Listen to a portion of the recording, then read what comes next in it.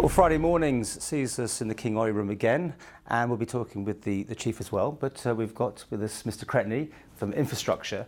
You've given us a few press releases, which we might come to in a minute. But I think really that what's been on everyone's mind with you this time has been this goings on with Signature, this group that was involved with the TT. You certainly had an involvement. Can you take us through that now that you've given your evidence? So it's in context, because obviously we've seen the headlines, but yeah. I'd like to get into a bit more and your involvement. Yes, of course. I was Minister for Tourism between 1996 and 2006. In that period, I chaired the TT organisation. TT organisation is by far the most important tourism event in the Isle of Man. There was no question that it needed to be rejuvenated. So in 2003, I engaged a private sector think tank for business people on the Isle of Man to come up with ideas in terms of commercial opportunities for the event, and they came back with a number of suggestions. 2003 also sadly was the time that I had the most traumatic experience where David Jeffries lost his life in practice in the TT races, and at that time I feel the event was in danger of imploding because what's required is that everybody works together in terms of making a successful TT, and there was a lot of blame going on between the various elements of people who require to operate it. Carol Glover was engaged in 2004 as the new chief executive. She came with a commercial background again. And in 2005, Gus Scott, a very well-known journalist, also lost his life in the TT races in an accident involving April Bolster, who was a marshal. There was a great deal of criticism about the manner in which the races were being operated, and Carol and I were called to a meeting of the motorcycle industry in the United Kingdom, a kind of ultimatum meeting where people were very unhappy about a number of elements, not necessarily those which were being operated by the tourism department.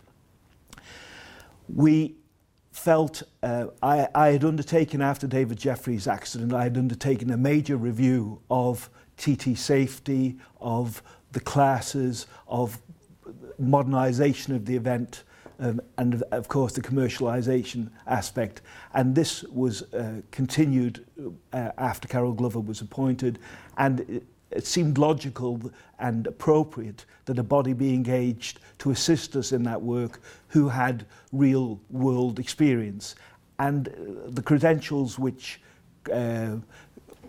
Signature came with were very credible, and so they were engaged. Unfortunately, a contract was not signed before I left the department in 2006. No contract was put before me for Signature. So after I left, we're all aware of the financial implications of the deal that was done with Signature, but I hadn't signed any contract, and neither had I been made aware of concerns from the Attorney General. This was raised in the Public Accounts Committee the other day. Now, I wasn't aware because I had actually left the department when the concerns of the Attorney General were brought to Mr. LePage and Mrs. Glover. So, in retrospect, I think it was entirely the right decision to engage outside expertise. I think what went wrong was that the processes and internal concerns between Mrs. Glover and Mr. LePage, which became apparent during the interviews of the Public Account Committee, which I was not properly aware of. I knew there were tensions. Clearly, in any organisation, I think it's healthy that there are tensions and challenges, but I was not aware of the extent of those. And I think those contributed to the situation arriving where it did ultimately. If we hadn't had this public accounts meeting, none of this would have come out, would it? Well, an internal audit report was undertaken by Coldrick Randall from the Treasury. He interviewed a number of us. We have to remember this is 6 years ago, but he interviewed a number of us a couple of years ago, and a report was made to the Treasury and recommendations were made which were required to be followed. But someone signed off £1.6 million, didn't they? And maybe more with the expenses without any contract. It does seem quite strange. It seemed very strange, and in particular, there was some lively discussion at the Public Accounts Committee when Mr LePage was there in relation to the £100,000 expenses, because those were supposed to be limited to £15,000 for signature, but over a 12-month period they had claimed over £100,000. But again, this was after I had left the department. Okay, I mean, you are admitting what's gone on, but you're also dispersing some of this. I mean, absolutely. Are you happy with the way you handled it? I'm very happy that we needed to have external support. They came with good, credible references from a number of motor racing and other commercial sponsorship background, and I think it was the right thing to do to engage them. Again, there was questions raised as to whether or not we should have had a competitive tender instead of having an FD8 waiver. What happened was, at that time, it was in the run-up to the Olympics, there was a lack of organisations available to tender. But I think, again, in retrospect, perhaps that might have been gone into more than it was at the time. And if anybody's to blame in that, then that's me, because I went along with the recommendation that was put before me.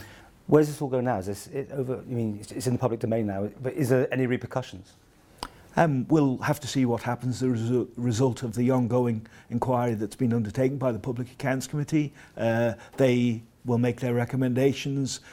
Tim will have the opportunity, I guess, to discuss those recommendations. But I'm quite content that the actions I undertook at a time when there was under a great deal of pressure in terms of the two incidents which I outlined, and the need to make sure that the TT event was fit for the future from 2007 and beyond, were appropriate. Just you in general now, I mean, we haven't heard lots of you recently. I mean, you've been a bit quieter than I normally think of you as. Are you still enjoying the job? I used to be the Minister for Fun. It's not a lot of fun at the moment, but it's hard work. And that's the same for every government department. It's the same for everybody employed by government. And it's the same for the private sector, and it has been for some time. It's a difficult time globally, and, you know, it's serious work to be undertaken. Have you ever recovered from the fallout that you had, though, you know, over that incident, giving some information away, which, as it turned out, you know, you clearly shouldn't have done, and the Chief Minister rapped you for that? Have you, kissed and made up? Is everything good with you in the Council of Ministers? Oh, yes. We have a very healthy relationship in the Council of Ministers. You know, from time to time we beg to disagree, but we have full and frank discussions on many matters, and that's how it should be. You know, again, it's healthy that we have an organisation that challenges. It's very important that we do that. You know, it wasn't only that, you know. I mean, I had, prior to the election, a difficult time in terms of the situation trying to get costs under control at the Department of Community, Culture and Leisure, and that had an impact not only on the work, but also on the, there was intrusion into my private life there, and it's difficult, but we have to be prepared to take that if we put ourselves up for public office. And when you were in that department, I mean, the buses came onto you then, didn't they? Yes. I mean, do you take any responsibility for where we are now with the bus drivers and the pay scales they're getting? Do you think, looking back on it, maybe it was just an open checkbook at the time? And I think that's more historic than my most recent time at the Department of Community, Culture and Leisure. But yes, it may have been that in good times it's been easier to say yes to, when now, clearly, we're in a different position. Not only us, there are lots of places in countries adjacent to us who are in a far worse position than we are, but we need to make sure that we're fit for the future. And so that work is essential. It's undertaken. Mr. Cretney, thanks for joining us. Pleasure.